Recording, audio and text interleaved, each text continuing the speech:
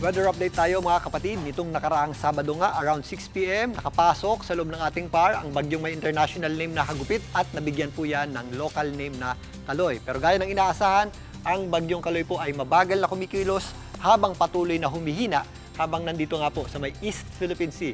Sa pinakahuling ulat ng Pag-asa, ito po ay huling namataan sa layong 470 kilometers east ng Giwan, Eastern Samar. Ito po ay kasalukuyang nasa Tropical Depression category na may taglay na lakas na hangin na nasa 45 kilometers per hour na lamang malapit sa kanyang gitna. At kung minsan may mga pagbugsong umabot sa 55 kilometers per hour. At patuloy po yung kumikilos, pahilaga sa bilis na 10 kilometers per hour. At inaasahan pa natin ang patuloy na paghina nito at posibleng maging low pressure area na lamang ngayong gabi hanggang mamayang madaling araw. Wala po itong naging direktang epekto sa ating bansa maliban lang sa mga posibleng thunderstorms dulot ng kanyang trough o yung kanyang pagbali ng hangin dito po sa ilang bahagi ng Eastern Visayas at Eastern section ng Mindanao. Samantalang, isa pang low pressure area ang binabantayan ng Pag-asa dito po sa labas ng ating PAR. Yan po ay huling namataan ng Pag-asa sa layong 1,725 km east ng Northeastern Mindanao.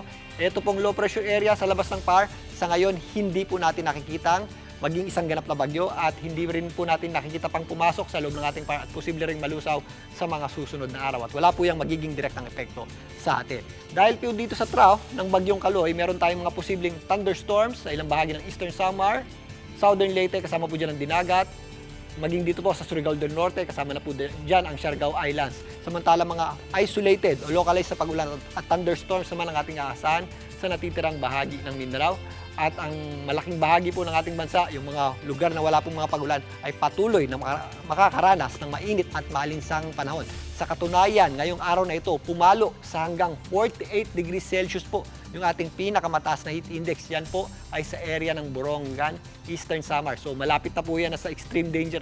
Yan po ay nasa danger level o mapanganib na level ng heat index o napakadelikado po niyan mga kapatid.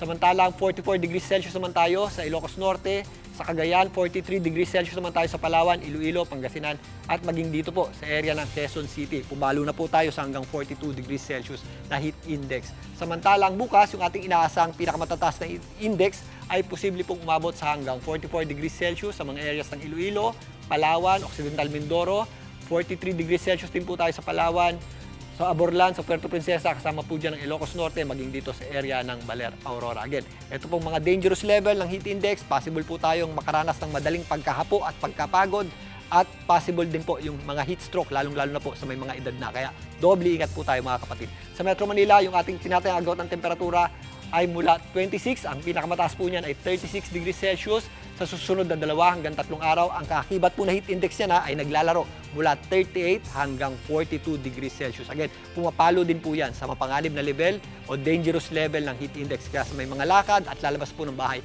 doble ingat po tayo mga kapatid. At yan muna ang latest sa ating lagi ng panahon. Muli ako po ang inyong weather frontliner, Alvin Pura, na lagi may panahon para sa iyo. Mga kapatid, Julius Babaw po.